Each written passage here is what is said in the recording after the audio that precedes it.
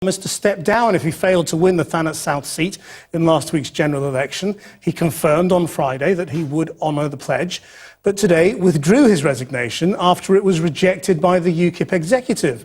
Well, I've been speaking to the party's deputy leader, Paul Nuttall, and I asked him if Mr Farage can still be a credible leader. The issue of Europe is going to be on the agenda over the next 2 years, whether that's a common asylum policy or whether that's the problems with the euro. But of course, the big one is that in-out referendum. We believe that Nigel Farage can make those arguments from the floor of the European Parliament. Yeah, but he said it is frankly just not credible.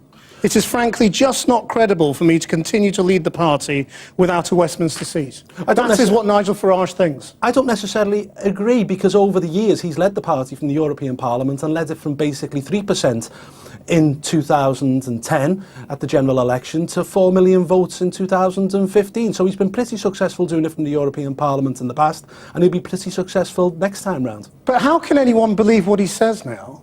When he's gone back on this? But he hasn't gone back, because he handed in his resignation to the National Executive Committee of UKIP, which represents the membership, and that committee have been inundated with calls from the membership over the weekend to encourage Nigel Farage to stay. But it is his decision. He has decided to stay and lead this party into the second half of this decade, when we will make great changes to British politics. Yeah, so he's changed his mind, hasn't he? No, he was encouraged to stay by the membership. We're a democratic party, and then he has decided to stay. We wanted Nigel Farage at the helm of this party to lead us into the most critical years of our lifespan as a party. And we know that if we can put Nigel Farage at the forefront of this in-out campaign, we can win it. We can lead the undemocratic European Union. I can see why you want him. But he said unequivocally several times, in fact, he said to people who questioned it, "Are you calling me a liar?"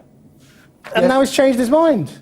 No, he has made himself a bit of a joke. No, he hasn't. He offered his resignation. The whole membership of UKIP, who elect the National Executive Committee, have rejected that resignation. And I would put it to you, Kristen, that leaders only resign when they have bad election campaigns. That's what Clegg's done. That's what Miliband's done. We don't buy that. We got an MP elected. We've got 4 million votes. And let's not forget, we're only a young political party. We've made great strides under Nigel Farage, and we will continue to do so. It does show that you're a one-man band, though, doesn't it? I mean, you're terrified of life without him. Well, I don't buy that. You know, well, you were. You persuaded him to stay. Hang on. If you look at what's gone on during this election campaign, we've had a number of our members, MEPs, myself included, Suzanne Evans, and indeed we've got Douglas Carswell in the House of Commons, who are regulars on television, regulars on radio stations, and people know that these people could go on and do great things within the party in the years to come. I don't mean literally. We just think at the moment, with this important period in our time, that Nigel Farage should be leading the party into this in-out referendum. Let's not forget, in UKIP's constitution, the leadership comes up every 4 years, and there will be a leadership election in 2018.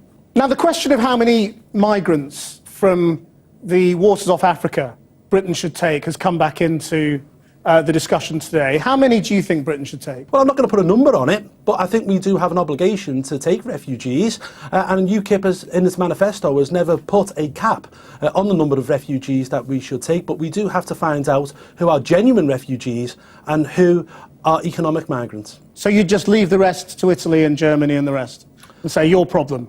No, I think it is a decision that our government should take. It shouldn't be forced upon us by the European Union, which looks like is going to be the case.